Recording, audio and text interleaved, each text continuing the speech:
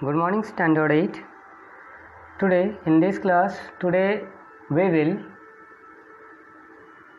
discuss the summary of The Lake Isle of Innisfree, written by William Butler Yeats. So student, in this class we are going to learn the summary of the poem. So here it is, student, listen it very carefully.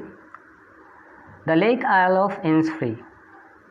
The speaker expresses an intention to get up and go to a small island in the island called Innisfree. On the island, the speaker wishes to build a modest cabin out of clay and bundled twigs. The speaker hopes to plant 9 rows of beans in a clearing, which will buzz with the sound of honeybees tending to a nearby hive.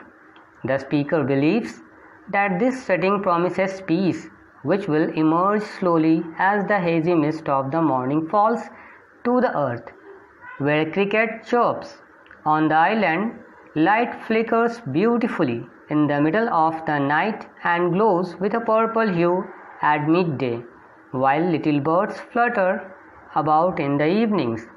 The speaker reiterates an intent to get up and go to Innisfree, explaining that all day and all night the speaker imagines hearing the lake's waves breaking on the island shore.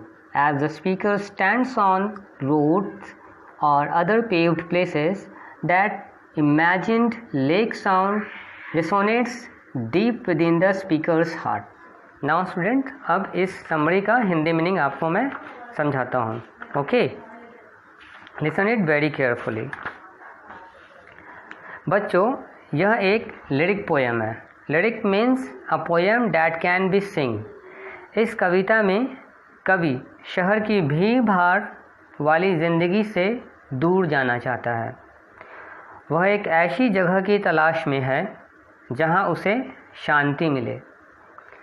कवि याद करता है अपने बचपन के उन दिनों को जब वह लेक इन्निसफ्री के नज़दीक रहा करता था.